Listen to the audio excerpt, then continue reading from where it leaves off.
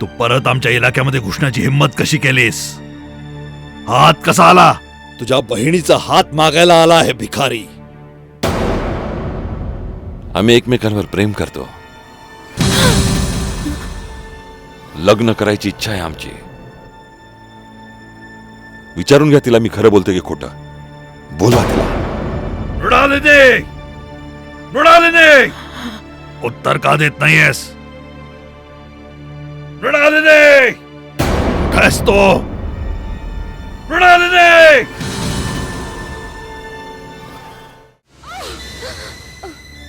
मी तुला युनिव्हर्सिटीला जायला मनाई केली होती, तरी तू गेलीस. आणि गेलीस ती माईच्या बरोबर नाही. चूक झाली दादासाहेब. मला वाटलं की मी आता मोठी झालीये तर माईला सोबत नेण्याची गरज नाही. तू वाद घालतेस माझ्या बरोबर वाद घालतेस. एवढी हिम्मत तुझ्यात आली कुठून? आजपर्यंत या घरातल्या स्त्रियांनी कधी चेहरावरती करून बोलण्याची हिम्मत नाही केली आणि तू माझ्याशी वाद घालतेस. हे सगळे बाबासाहेबांच्या लाडाचे परिणाम आहेत. माझ्याकडे बघ. राव बहादूर जगदीश चंद्र प्रकाश आपल्या मुलासोबत तुला बघायला येतील आणि तू काय कॉलेजला ये जा करत बसणार? ती फायनलची एक्झाम होती दादा. तू फायनल एक्झाम देणार नाही, समजलं? तू कुठलीच फायनल एक्झाम देणार नाहीस.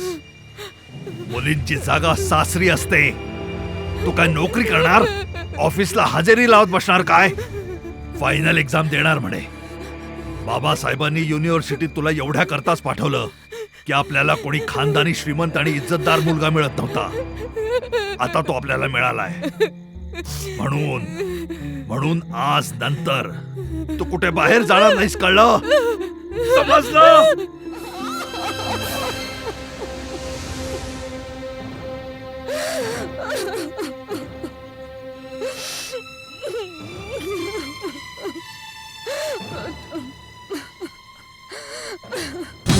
मी आणि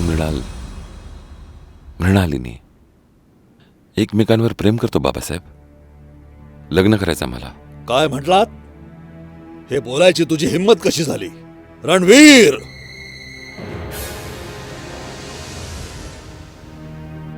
काय झालं बाबासाहेब? याला धक्के मारून बाहेर काढून टाक. कोण आहे हा? तू परत आमच्या इलाक्यामध्ये घुसण्याची हिम्मत कशी केलीस? हात कसा आला? तुझ्या बहिणीचा हात मागायला आला आहे भिकारी. आम्ही एकमेकांवर प्रेम करतो. लग्न करायची इच्छा आहे आमची. विचारून घ्या तिला मी खरं बोलते की खोटं. बोला तिला. मृणालिनी, उत्तर का देत नाहीयेस? मृणालिनी, कुठेस तो? मृणालिनी! बघितलंस तो? आता तू निघून जा. नाहीतर या घरातनं तुझं प्रेतच बाहेर जाईल. गोळी मारायची तुम्हाला? घ्या, मारा. नाही बहादूर. सोडा. खूप वाईट करताय तुम्ही लोक. खूप चुकीचं वागताय तुम्ही बाबासाहेब. हे लग्न थांबवा. हे लग्न मरून जाईल मृणालिनी. थांबवा हे लग्न बाबासाहेब. खेळू नका तिच्या आयुष्याशी. मृणाल,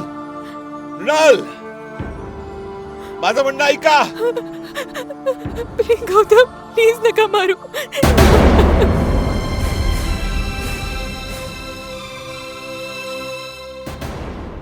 माहित आहे साहेब, आम्हाला सगळं माहित आहे.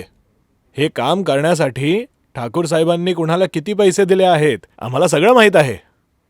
जर ही गोष्ट तुम्हाला माहित होती तर तुम्ही ही गोष्ट आमच्या मॅनेजर्सना का नाही सांगितले?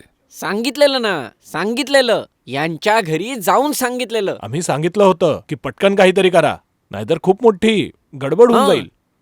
हे पैशाच्या बाबतीत काहीच बोलले नव्हते सर. हे तर आपल्या मागण्यांबाबतीतील निर्णयाबद्दल बोलले होते. हो, आम्ही आमच्या मागण्याबद्दल बोलत होतो. तुम्हाला सुद्धा हे चांगलंच माहिती आहे ताराबाबू की अग्रीमेंट होता का थांबला. तुम्ही कधी याचा विचार केला? माहीत आहे सर, आम्हाला सगळं माहीत आहे. एग्रीमेंट थांबवण्यामागे ठाकूर रणबीर सिंगचाच हात होता. मला कळत नाहीये तुम्ही हा विषय एवढा का ताणताय सर. हे युद्ध मायाचं आहे. चित्तरंजन साहेब, यांना हरवायचं असेल तर छळ कपटाने हरवायला लागेल. लाखोंचा व्यवहार झालाय ठाकूर साहेबांकडनं. हा, लाखच काय, आम्ही करोड सुद्धा देण्यासाठी तयार आहोत. आम्ही ही लढाई लढणार. एक गोष्ट तुम्हाला सांगून ठेवतो, आम्हाला हरायची सवय नाहीये. हे घ्या ताराबाबू, तुम्हाला ज्या कोणाला द्यावं असं वाटतं त्याला देऊ शकता. आमचं म्हणणं तुम्हाला कळतंय? सगळं कळलं साहेब, सगळं कळलं. पण हे तर माझ्या पायदळासाठी आहे. नाही, रक्कम खूप आहे, आम्ही चालवून घेऊ.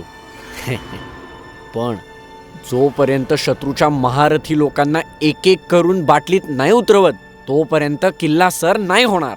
घोष बाबू, आम्हाला इतका अनाडी समजू नका.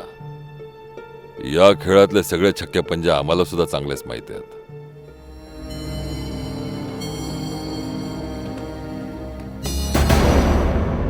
हे 5 लाख रुपये ठाकूरच्या माणसांसाठी. आता जा आणि जी काही गडबड चालली आहे तिला थांबवा आता. आता तुम्ही असं समजा की ही सगळी गडबड थांबलीच. जर भविष्यात तुमच्यासारख्या मोठ्या लोकांसोबत आमचं बोलणं होतच राहिलं तर भविष्यात अशी समस्या परत कधीच नाही येणार. भविष्यातच का, आत्तापासून का नाही? आजपासून तुम्ही आमच्या पेरोलवर असाल. फक्त अट एकच आहे, आजच्या नंतर कसलीच गडबड नकोय. अजिबात नाही होणार साहेब. तुम्ही निश्चिंत होऊन बसा ना. मी तर बसलेलोच आहे. तुम्ही जाऊ शकता. नमस्कार साहेब. नमस्कार.